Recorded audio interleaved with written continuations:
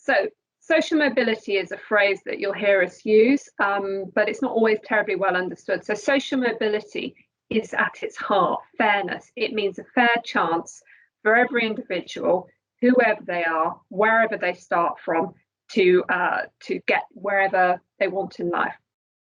The co-op is in every community in this country, and we know that talent is spread everywhere. But we also know that sometimes opportunity is not. What we want to achieve in the social mobility campaign is to make sure that where someone has the talent, they have the opportunity to fulfill that talent and fulfill their potential. That's what social mobility is about in 2021. And that's what social mobility was about in 1844, when the Rochdale pioneers founded our co-op. But the campaign is about leading from the front and setting an example to others, other organisations, to government, to local authorities about what can be achieved and encouraging others to step up and play their part. We know the age, the colour of your skin, where you come from, your social class can be a factor in how well you do. That shouldn't be the case. How well you do should be determined by how much talent you have and how hard you work. Our social mobility campaign is about ensuring that those opportunities are available for all to fulfil the talents that they've got.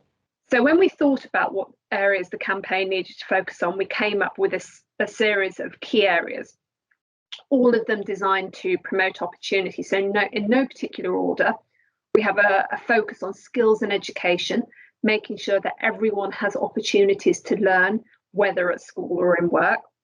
We have another area of focus on employment, creating opportunities for people to get started in their careers, making sure there are stepping stones for everyone, wherever they are and wherever they want to go.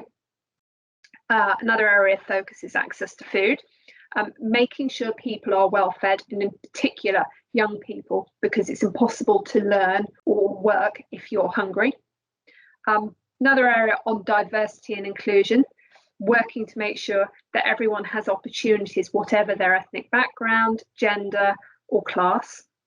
And the final area of focus is mental well-being, so working to promote awareness of mental well-being and taking action to support individuals to get the support that they need when they need it.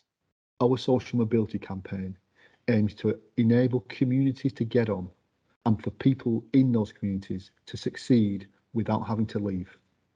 That's what our social mobility campaign will do. It will invest in communities. It won't hollow them out.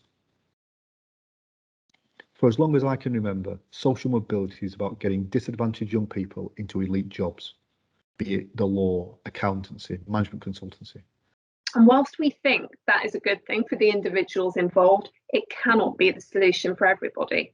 So we want to challenge this narrow idea of success. And we know that businesses like the co-op and sectors like retail are the real engines of social mobility on scale. We want social mobility in the age of levelling up to be about not hundreds of people getting on, but thousands, tens of thousands, and communities getting on with them. So we want to lead the debate by showing that social mobility can happen for everybody.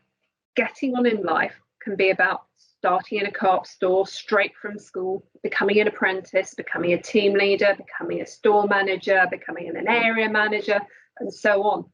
It can be about getting on in the community that you grew up in, rather than having to leave that community to find opportunity. What I'm most proud of is that last spring we launched our apprenticeship levy match scheme.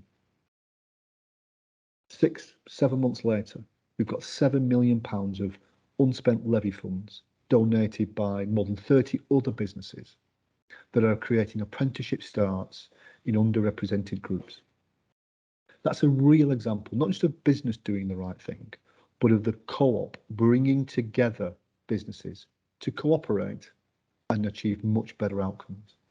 It's changed people's lives, and it can begin to change the way businesses work together.